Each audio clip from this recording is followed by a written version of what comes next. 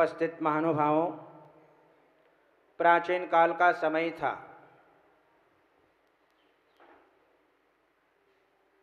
उद्यान के अंदर दिगंबर आचार्य भगवंत का संघ आया हुआ था। वह संघ परम शांत मुद्रा का धारी, परम निष्प्रही, शांत भाव से विद्यमान था। मुनि परिषद के मध्य में आचार्य भगवंत देदीप्यमान नक्षत्र की तरह सुशोभित हो रहे थे। एक भव्य आत्मा उनके चरण सन्निधि में आया और आकर के अनुनय विनय वंदना भक्ति करके चरणों के समीप में बैठ गया। धर्मोपदेश श्रवण करने के अनंतर भव्य आत्मा ने प्रश्न कर लिया। जब जब भी अपने जीवन में साधु संतों का समागम मिलता है तो अपने मन में उत्पन्न होने वाले प्रश्नों का समाधान साधु संतों के मुख से हमें जरूर प्राप्त करना चाहिए। भव्य ने प्रश्न कर लिया, हे भगवान, क्व कर्तव्य प्रमोदो अत्र। हे भगवान, हे आचार्य देव, हमें हर्ष किसमें करना चाहिए? संसार में जितने भी जीव हैं सब ही हर्ष को प्राप्त करना चाहते हैं। जहां हम देखते हैं संसारी प्राणी अपने जीवन में हर्ष कब मनाता है? जब उसे अपने जीवन के अंदर अनुकूल परिवार मिल जाए, अनुकूल धन वैभव मिल जाए, अनुकूल बेटा बेटी मिल जाए, अनुकूल पत्नी मिल जाए, सब कुछ अनुकूल मिल जाए तो अपने जीवन में वह हर्ष मनाता हुआ दिखाई देता है। जहां हम देखते हैं जिस व्यक्ति को खजाना मिल जाता है उसके हर्ष का पारावार नहीं होता। गूंगे को वाणी मिल जाए और बहरे को कान मिल जाए, लंगड़े को पैर मिल जाए, उसके हर्ष का पारावार नहीं होता है। उसी प्रकार से जिसे अपने जीवन में हर प्रकार की अनुकूल सुविधाएं मिल जाती हैं उसके हर्ष का पारावार नहीं होता है। यदि घर के अंदर संतान नहीं होती है और उसे संतान मिल जाए, कितना आनंद आता है, कितना उसका मन हर्ष होता है।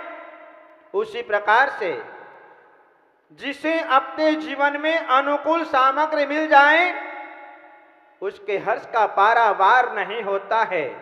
वह तो ये समझता है कि मेरे लिए दुनिया के अंदर यही मेरा मोक्ष है, यही मेरा स्वर्ग है।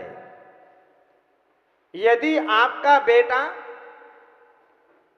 100 के 1000 कर लाए तो आपके चेहरे पर प्रसन्नता, 1000 के 10,000 करके ले आए और 1000 के लाख करके ले आए तो फिर देखो सब उसके आगे पीछे, सब उसके आगे पीछे दौड़ने लग जाते हैं। मेरा बेटा बहुत होशियार है, मेरा बेटा बहुत बुद्धिमान है, मेरा बेटा बहुत प्रतिभावान है।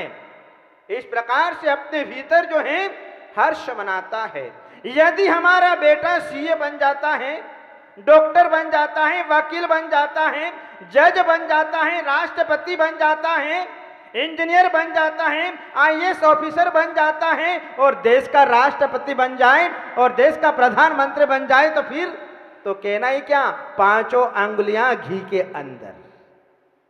व्यक्ति के हर्ष का पारावार नहीं होता है।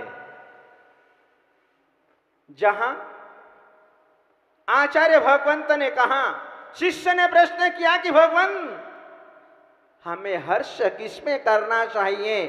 तो आचार्य भगवंत ने उत्तर दिया, दृक् चित वृत्तादिशालिषु, दर्शन, ज्ञान और चारित्र आदि से जो सुशोभित है, ऐसे मुमुक्षु में सदा कार्यो, सदा जो है हर्ष भाव करना चाहिए। महानुभाव, मुमुक्षु, मुमुक्षु जो संसार से छूटने की इच्छा रखता है उसका नाम है मुमुक्षु। और जो भोगने की इच्छा करता है, मैं संसार को भोग लूं, संसार के विषय भोगों को भोग लूं, मैं भोगो भोग की सामग्री को भोग लूं, वह कहलाता है बुभुक्षु। बुभुक्षु संसार से कभी छूटने की इच्छा नहीं रखता। केवल एकमात्र मुमुक्षु होता है जो संसार से छूटने की इच्छा रखता है। मानवभाव, मुमुक्षु व्यक्ति हर समय संसार को छोड़ने की भावना रखता है और बुभुक्षु हर समय संसार को भोगने की इच्छा रखता है। दोनों में अंतर है। चाहे वह श्रावक हो चाहे साधु हो, वे मुमुक्षु कहलाते हैं जिनको मोक्ष की इच्छा है, जिनको संसार से छूटने की इच्छा है। मुमुक्षु वो नहीं जो मुमुक्षु का लेबल लेकर के चल रहा है, अपना ट्रेडमार्क बना करके चल रहा है, वह मुमुक्षु नहीं है। मुमुक्षु तो वही जो हमेशा संसार से छूटने की अपने मन में इच्छा रखता है, भावना करता है, वह मुमुक्षु कहलाता है। ऐसा मुमुक्षु दृग ज्ञान वृत्तादि शीलेषु, जो दर्शन ज्ञान और चारित्र से सुशोभित होता है, वह मुमुक्षु कहलाता है। और ऐसा मुमुक्षु हमें अपने जीवन के अंदर मिल जाए तो हमारे हर्ष का पारावार नहीं होता है। मुमुक्षु संसार को छोड़ना चाहता है। संसार को छोड़ना कोई आसान बात नहीं है। ये संसार मकड़ी का जाल है। जिस प्रकार से मकड़ी अपने जीवन में स्वयं जाल बनाती है और स्वयं ही उसमें फंस जाया करती है, उसी प्रकार से संसारी प्राणी भी अपने जीवन में मकड़ी का जाल बनाता है। ऐसा जाल बनाता है, ऐसा जाल बनाता है कि उस जाल को तोड़ने के लिए कई भव भवांतर उसे अपने जीवन में लग जाते हैं, लेकिन संसार से निकल नहीं पाता है। इतना कठोर जाल अपने जीवन के अंदर बना लेता है। मानुभाव, उस संसार जाल को तोड़ने वाले ये मुमुक्षु पुरुष हुआ करते हैं। और वे मुमुक्षु पुरुष हमारे साधु संत दर्शन ज्ञान और चारित्र से सुशोभित हुआ करते हैं। जीवन में श्रद्धा को हर कोई जन्म दे देता है, ज्ञान को हर कोई प्राप्त कर लेता है। यद्यपि श्रद्धा को जन्म देना भी बहुत कठिन काम है, ज्ञान को प्राप्त करना भी बहुत कठिन काम है। दुनिया के अंदर ज्ञान की कोई कमी नहीं है, लेकिन सम्यक ज्ञान को प्राप्त करना, सम्यक दर्शन को प्राप्त करना, सम्यक श्रद्धा को जन्म देना बहुत मुश्किल काम है। लेकिन इंसान एक बार सम्यक दर्शन सम्यक श्रद्धा को भी जन्म दे देता है। जिनेंद्र भगवान की वाणी के प्रति भी श्रद्धा कर लेता है, सम्यक ज्ञान को भी प्राप्त कर लेता है, लेकिन सम्यक चारित्र को प्राप्त करना बहुत कठिन काम है। क्योंकि आचरण करने के लिए प्रमाद को छोड़ना पड़ता है। जब तक प्रमाद नहीं छोड़ेंगे तब तक आचरण नहीं हो सकता। आज दुनिया में प्रमाद की बहुलता है, इसीलिए व्यक्ति जो है मंदिर में नहीं आता है, बोलता क्या करूं, नींद आ जाती है, नींद खुलती नहीं है। उठ भी जाता है तो सवेरे सवेरे मोबाइल लेकर के बैठ जाता है, कंप्यूटर लेकर के बैठ जाता है, हिसाब किताब को लेकर के बैठ जाता है। बहुत से लोग तो ऐसे हैं कि जो 9-9, 10-10, 11-11 तक उठते नहीं है, पड़े रहते हैं कुंभकर्ण की तरह। ये प्रमाद हमारे जीवन में आचरण को जन्म नहीं होने देता, चारित्र को जन्म नहीं होने देता। इसलिए चारित्र बहुत कठिन होता है। ये तो कोई विरले जीव होते हैं जो अपने जीवन में चारित्र को प्राप्त कर लेते हैं। चांद को आंखों से देखना सरल है, चांद को आंखों से देखना सरल है, लेकिन पैरों से चल करके उसे प्राप्त कर लेना बहुत कठिन काम है। हिमालय को आंखों से देखा जा सकता है, लेकिन हिमालय पर चढ़ने के लिए पैर चाहिए। जब तक ये पैर नहीं होंगे तब तक हिमालय की चोटी पर हम पहुंच नहीं सकते। सम्य शिखर हमें दिखाई दे रहा है, लेकिन जब तक पैरों से चलकर के आगे नहीं बढ़ेंगे तब तक जो है हमें सम्य शिखर की स्वर्ण भद्र कूट अपने जीवन में उपलब्ध नहीं हो सकती, उसके दर्शन नहीं हो सकते। उसी प्रकार से जब तक हमारे जीवन में आचरण नहीं होता है, कितनी भी श्रद्धा हो जाए, कितना भी सम्यक ज्ञान हो जाए, लेकिन जब तक सम्यक चारित्र, सम्यक आचरण नहीं होता है तब तक जो है हमें मोक्ष की प्राप्ति नहीं हो सकती है। पुण्यशाली जीव हुआ करते हैं जो कि रत्नत्रय को प्राप्त कर पाते हैं। रत्नत्रय को प्राप्त करने के लिए भी पुण्य चाहिए। हर किसी को रत्नत्रय उपलब्ध नहीं होता है, बिरले जीव हुआ करते हैं। आज अपन देख लो अपनी जैनियों की संख्या कितनी है और हमारे रत्नत्रय को धारण करने वाले साधु संतों की संख्या कितनी है, उंगली पे गिनने लायक हैं। सोच लीजिए कितना दुर्लभ रत्नत्रय है। ऐसा रत्नत्रय किसको मिलता है?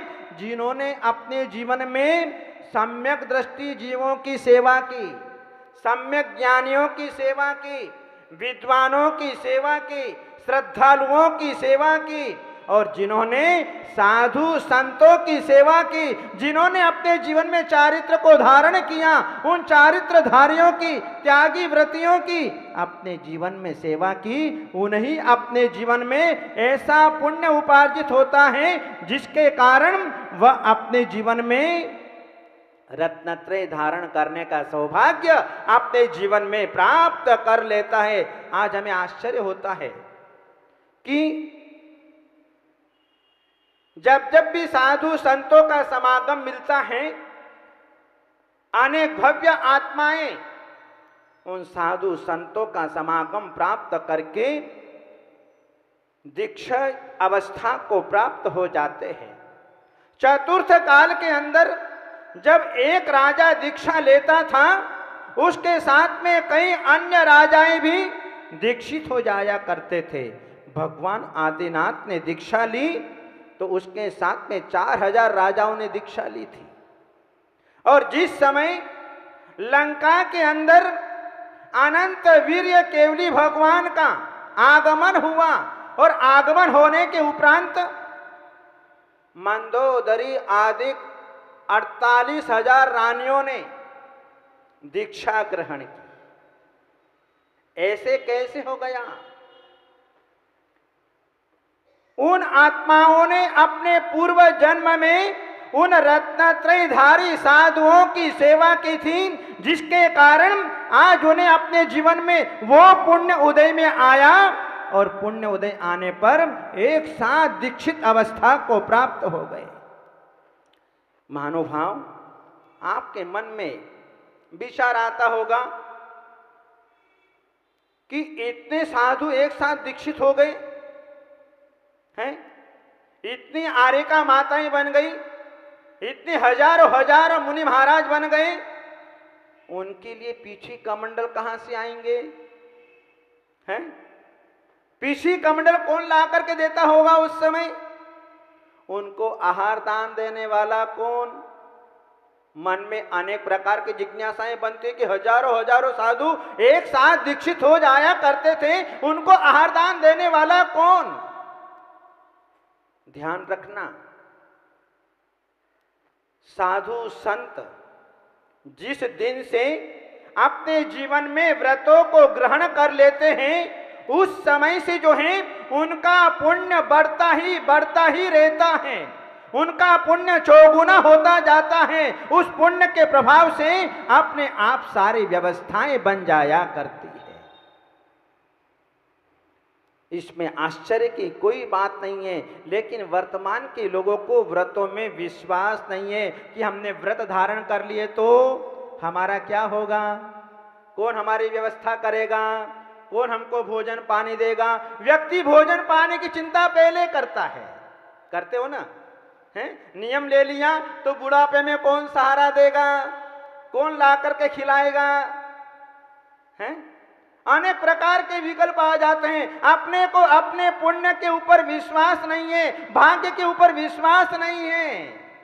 लेकिन साधु संत सारे देश में विहार करते हैं, जिनका कोई रिलेशन नहीं, जिनका कोई संबंध नहीं, जिनका कोई परिवार नहीं, जिनसे कोई जान पहचान नहीं, और अपने आप वो पुण्य कर्म सारी व्यवस्थाएं अपने आप जुटा दिया करता है। हम आसाम में आए, आसाम में हमारा कौन परिचित था, हम किसको जानते थे, लेकिन फिर भी आज आसाम के अंदर 3 वर्ष से निरंतर आप लोगों के बीच में रह करके आपको धर्म, आपको पुण्य का उपार्जन, आपको जो है नाना प्रकार से धर्म का मार्ग दिखाते हुए आज आपके बीच में विद्यमान है।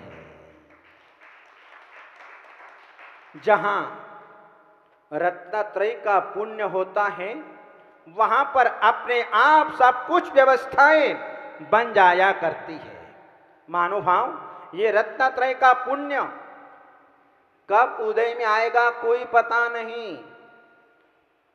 पुण्य भी अनेक प्रकार से संपादन किया जाता है।